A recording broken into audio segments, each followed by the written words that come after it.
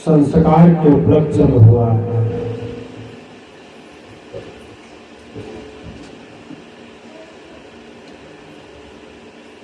मनुष्य के जीवन में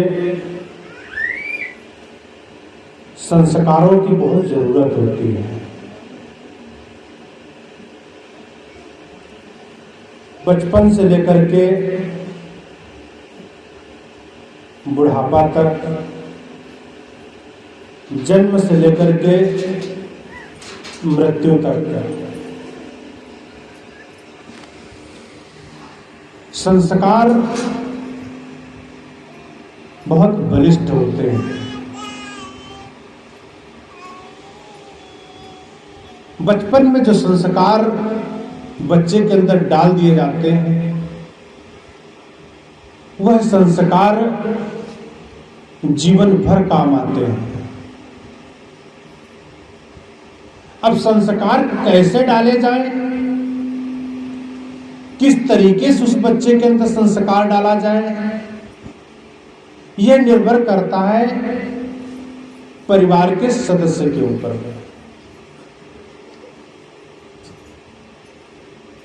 परिवार का सदस्य, परिवार का मुखिया, जिस बच्चे को उसने जन्म दिया है, जिस माँ बाप ने उसे जन्म दिया है, उसको संस्कार कैसा दिया जा रहा है, उसके अंदर संस्कार कैसे भरा जा रहा है, यह महत्वपूर्ण है। बच्चे का जन्म होते ही वह अपने परिवेश से सीखना चालू करता है। बचपना जो जो बीतता है, उसकी संगत का असर आना चालू होता है, संस्कारों का गुण उदय होता है। और जैसे जैसे संस्कार उदय होते हैं, जैसे जैसे अपने परिवेश के लोगों के साथ, अपने परिवार के लोगों के साथ, अपने यार दोस्तों के साथ खेलता है, बैठता है, उठता है, चलना फिरना सीखता है, वैसे वैसे उसके अंदर संस्कार प्रविष्ट होते हैं। उंगली पकड़ करके चलना सीखा, माँ बाप ने, भाई बहन ने, परिवार के सदस्य लोगों ने उसे चलना सिखाया, ये संस्कार है। तो उसी में ये नामकरण संस्कार संतों के द्वारा, ब्राह्मणों के द्वारा, ज्ञानियों के द्वारा, मुनियों के द्वारा अपने बच्चों को उनके पास ले जा करके या उनको बुला करके बच्चे के जीवन में संस्कार किए जाते हैं।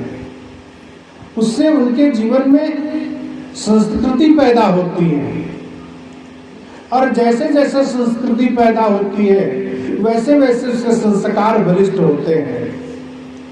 इसलिए संस्कार की जरूरत है। बचपन थोड़ा सा आगे बढ़ता है, फिर मुंडन संस्कार हो जाता है, फिर उसके बाद में विवाह संस्कार आ जाता है, फिर उसके बाद में आगे और बढ़ते हैं तो लास्ट में सब पूर्ण रूप से टोटल संस्कार ही संस्कार चलते हैं। लेकिन कुल मिलाकर के हमारा जीवन और बच्चे का जीवन तालमेल बैठना चाहिए, क्योंकि हम परिवार में रहते हैं, बच्चे परिवार में रहते हैं। आपका बच्चा आपका भविष्य है, मिट्टी का खिलौना है, कच्चा मिट्टी है, उसको किस तरीके से संस्कार देना है, उसको परिवार में किस तरीके से ढालना है, आपकी जिम्मेदारी है। आपने पैदा किए हैं उसके, आपके साथ में वो जीने का प्रयास कर रहा है। बच्चा बिगड़ेगा आपकी वजह से, बच्चा बिगड़ेगा आपकी वजह से, सुधरेगा तो आपकी वजह से। घर और परिवार में आप उसे संस्कार कैसा दे रहे हैं। अगर जो आपके परिवार में, घर में कुसंस्कारित है, घर में बच्चे गलत तरीके से माँ बाप कुछ कर रहे हैं, तो बच्चा तुरंत उसका ट्रू कॉपी कर लेता है, उसे सीख लेता है और अपने जीवन में उतारने का प्रयास करता है। इसलिए बच्चे के सामने कुछ ऐसा ना करे ताकि वो बच्चा आपका गलत करे, आपको गलत लगे। छोटा सा उदाहरण, जिस तरीके से आप दुर्व्यसनग्रस्त हैं, आप बीड़ी पीते हैं, आप तमाक खाते हैं, आप पुड़िया लेते हैं, आप दारू पीते हैं, आप नाना प्रकार से आप अपने अंदर में दुर्व्यसनग्रस्त हैं, और बच्चा कहीं कदाचित एक सुपारी भी उठा लेता है तो आप उसे मना करते हैं। क्यों? क्योंकि वो गंदी चीज है, उससे संस्कार खराब हो जाएंगे, उसका मन मस्तिष्क खराब हो जाएगा। जो करना चाहते हैं आप, उसे करवाना चाहते हैं, वो खराब हो जाएगा। तो आप ना करें, आप करेंगे तो बच्चा सीखेगा। माँ अगर जो सुबह उठ करके जल्दी उठती है और माँ बाप के पैर छूती है, सास ससुर के पैर छूती है, बच्चा देखेगा कि मेरी माँ मेरे दादा दादी के पैर छूते हैं, तो बच्चा भी तो कॉपी करेगा। अगर आप अपने तरीके अगर बच्चे को बनाना चाहते हो तो पहले आपको करना पड़ेगा, क्योंकि बच्चा मिट्टी, जैसा जैसा आप संस्कार देंगे वैसे वैसे उसकी संस्कृति सुधरेगी, और जैसे जैसे संस्कृति सुधरेगी वैसे वैसे उसकी प्रवृत्ति सुधरेगी, और जैसे जैसे प्रवृत्ति सुधरेगी वैसे वैसे उसका जीवन सुधरेगा। इसलिए बच्चे को संस्कार देने की जरूरत है, और हम उसके सामने कैसा जी रहे हैं ये उसके लिए महत्वपूर्ण है। पहली पाठशाला है घर, परिवार, माँ बाप, भाई बहन। उसके बाद में वो बाहर निकलता है। अगर जो ठीक से संस्कार यहीं पर घर परिवार में मिल जाते हैं तो बाहर के जो कुसंग है वो उस पर प्रभावित नहीं होगा। अगर ठीक से माँ बाप ने उसको पालन लालन किया है, ठीक से उसके संस्कार दिया है, तो गांव के पड़ोसी लोग, उसके गांव के यार दोस्त लोग उसके बिगाड़ नहीं सकते उसका कुछ, उसको संगत का असर नहीं आएगा, क्योंकि सुबह शाम उसे जन्म घूटी पिलाई जाती है संस्कार का, उसे पूजा का, उसे प्रतिष्ठा का, उसे गुरु आश्रम में जाने का, उसे संतों के साथ में बैठने का, उसे माँ बाप से आशीर्वाद लेने का। ये सब हम इस संस्कार से बच्चों को जोड़े। अगर जो हम इस संस्कारों को से बच्चों को अपने जोड़ते हैं तो हमारी संस्कृति सही रहेगी और हमारी संस्कृति से हम दूर नहीं होंगे, बच्चे हमारे हमसे दूर नहीं होंगे। आज हम बच्चों से दूर रहना चाहते हैं, और जितना हम बच्चों से दूर रहेंगे उतना ही हमारे बच्चे हमसे दूर हो जाएंगे। तब फिर वही कहानी आ जाएगी जिस तरीके से गवर्नमेंट आप लोगों के साथ में करती कि हम दो हमारे दो। आज वही फॉलो हो रहा है। किसी बच्चे से पूछो तुम्हारे परिवार में कितने सदस्य हैं, बोलते हम दो हमारे दो, 4 लोगों के सदस्य हैं। बुढ़े माँ बाप को भूल जाते हैं, क्योंकि हमने उनको बना ही रखा वैसा, हमने संस्कार दे रखा वैसा। इसलिए प्यारे बंधुओं, संस्कार की जरूरत है। अगर जो हम बच्चों को संस्कृति से दूर हटा देंगे, पूजा प्रतिष्ठा नहीं करने देंगे, सुबह सुबह हम उनके मोबाइल उठा दें, मोबाइल में कुछ गीत सुनेंगे, कुछ गाने सुनेंगे, कुछ कार्टून सुनेंगे, कुछ बच्चों का, उनको हमें सुबह सुबह उठ करके माता पिता के पैर छूने का आदत डालेंगे, और जब वो हम पैर छुएंगे तब वो टू कॉपी करेंगे। अगर जो हम माँ बाप के पैर छुएंगे नहीं, हम गुरु आश्रम में जाएंगे नहीं, हम भगवान की पूजा करेंगे नहीं, हम मंदिर में जाएंगे नहीं, तो बच्चे कहाँ से सीखेंगे। इसलिए बच्चों को सिखाने से पहले हम करेंगे। इसीलिए कहा है कि हम सुधरेंगे तो जग सुधरेगा। पहले हम सुधर जाएंगे तो संसार सुधर जाएगा। अगर जो हम सुधर जाएंगे तो 100% में 1% दुनिया सुधर जाएगी। ऐसे ही सारे संसार सुधर सकता है। हम दूसरों पर उंगली उठाते हैं एक, लेकिन ये 3-4 उंगलियां हमारे तरफ जाती है कि 3 बार 4 बार अपनी तरफ देखो, तब एक बार दूसरी तरफ देखो।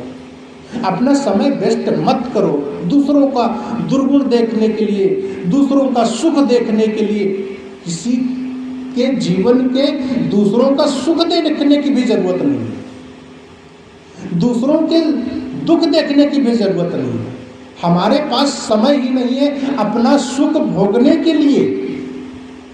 आपके पास में सुबह से लेकर के शाम तक जो कुछ भी कमाया है उसको कम से कम भोग तो लो, उसको यूज तो कर लो। आपने जितना पैसा कमाया है, जितना रुपया कमाया है, जितना धन कमाया है, जितना परिवार को लालन पालन किया है, उससे सुख तो भोग लो। हमारा समय तो बगल वाली बिल्डिंग देखने में समय वेस्ट हो जाता है। पड़ोसी कितना पैसा कमा रहा है उसको देखने और उसको गिनने में समय वेस्ट हो रहा है। उसके सुख से हम परेशान हैं।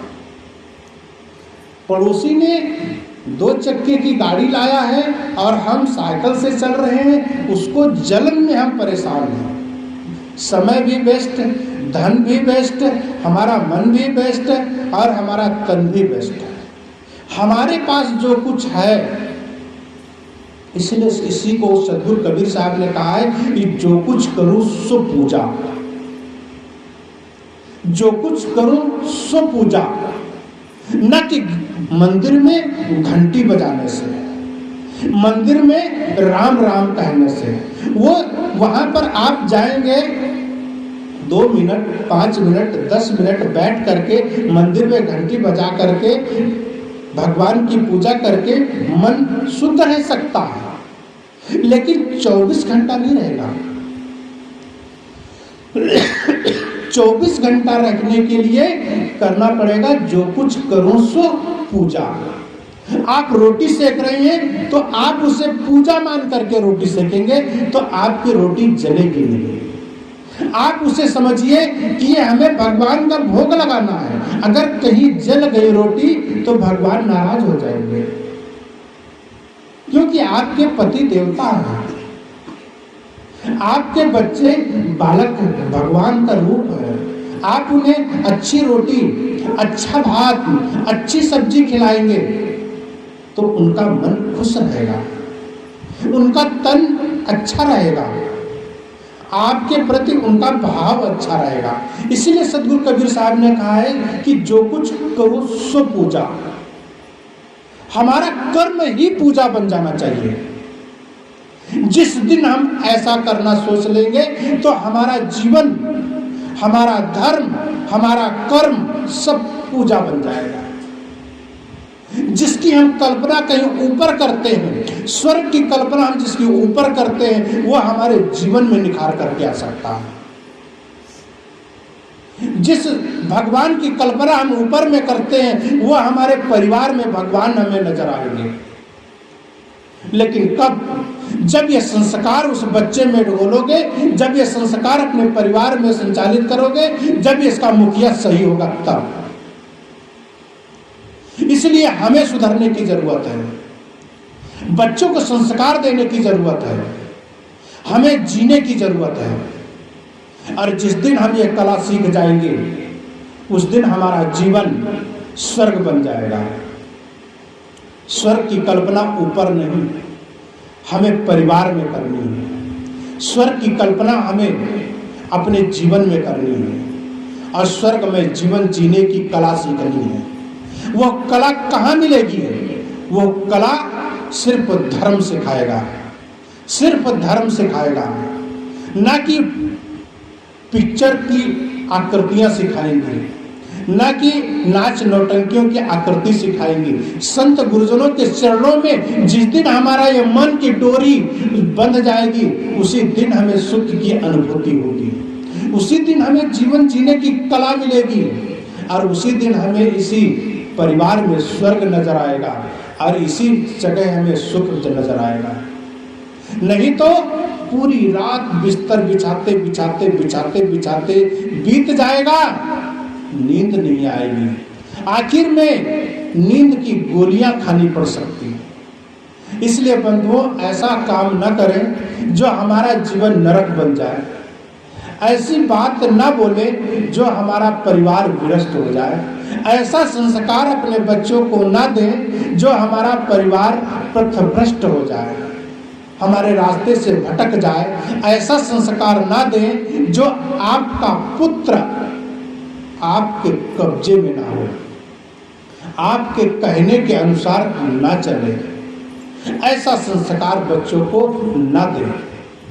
अपने जीवन को स्वर्ग बनाना है तो अपने परिवार और बच्चों को सही संस्कार देने का काम करें। और वो संस्कार गुरु आश्रम में मिलेगा, वह संस्कार मंदिरों में मिलेगा, भगवान के भजन में मिलेगा, सत्संग में मिलेगा, साहित्य में मिलेगा। संस्कार उन्हें वहीं पर दिया जा सकता है। इसलिए अपने जीवन को वहां से जोड़ने का प्रयास करें। जिस दिन यह काम चालू हो जाएगा उस दिन आपको सुख ढूंढने की जरूरत नहीं लगेगी।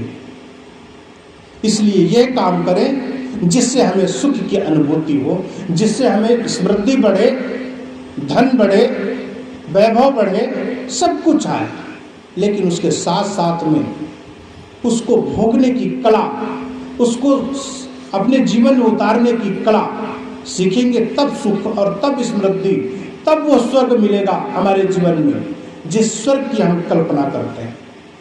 इसलिए बंधुओं, ये स्वर्ग की कल्पना संस्कार से होगी।